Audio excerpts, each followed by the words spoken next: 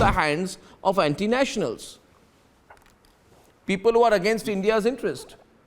You are repeatedly telling that there is a conspiracy. You ask Mr. Modi to arrest them, those people who are doing This conspiracy life is not about India. a dare. No, Why okay, they are so, free now? No, no. What Narendra Modi is doing, what Amit Shah is doing there as a home minister. No, so if you have, You have to ask as a media person, you have to ask them what your Congress party and you obviously have an issue with Congress Mr. is Modi, not in and you have a power. right to have your issue. The question here is, and Zubair is on the debate right now with Rashmi Samant.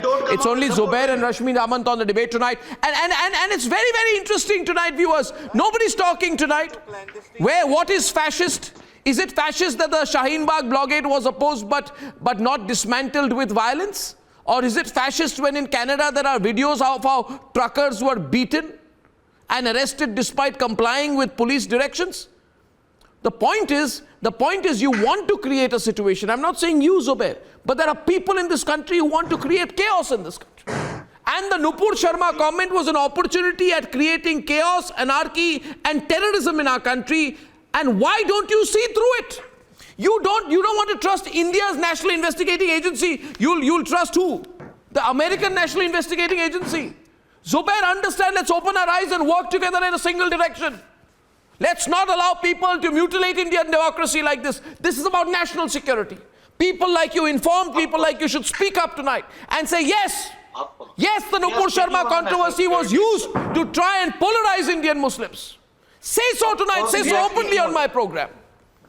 I agree with you, Arnab, because these terrorist networks are not formed overnight. That, Nupur Sharma makes a comment and then terrorists are out on the street. It doesn't happen that way. These networks are built over decades and years. So there has always been, it's a question of national security, and all of us need to come together and address it as such. Making political excuses is just sympathizing. It is just a method of sympathizing with terrorists by, giving XYZ other reasons and naming external factors as reasons for terrorism. There is no external fact that can, affect terrorism. Terrorism happens because of extremism, and that is something we need to address. And the fact that this is happening, internationally, that also gives us an idea of the magnitude of the situation and the threat that it poses to our national security, especially given the Taliban takeover in Afghanistan, which is so close home. We really need to be alert now, and we need to come together and use all of our platforms to condemn terrorism. Where are we going on the Taliban and all the issue? Let's speak on this subject. There are neighbors. And all of these terror activities are happening through networks which are international.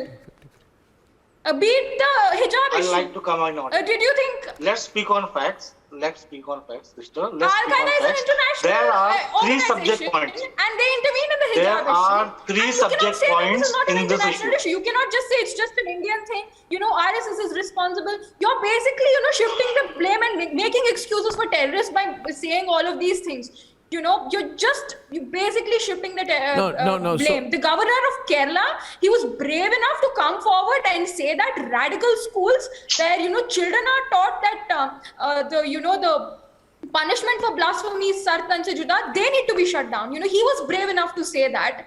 Arif Mohammad Khan, he's a respected member, an erudite member of your community who has done so much. I think everybody needs to speak like that. We need to speak a language which condemns extremism, which condemns terrorism, which condemns the root cause for it in the interest of national security, and not makes excuses like this and blames everybody on the street for it. That, that radicalization didn't happen here, that everybody else, the whole society is responsible for radicalization which is happening here. The overall radicalization of the Indian polity. You cannot shift the blame for radicalization on others. Let the Kashmiri Pandits do it. The Kashmiri Pandits must have been the most radicalized people out there, given what they've gone through, but they haven't. The entire Indian society is hurting the country. No.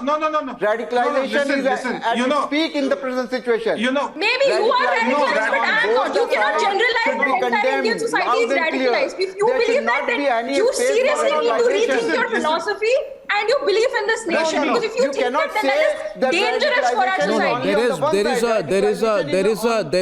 There is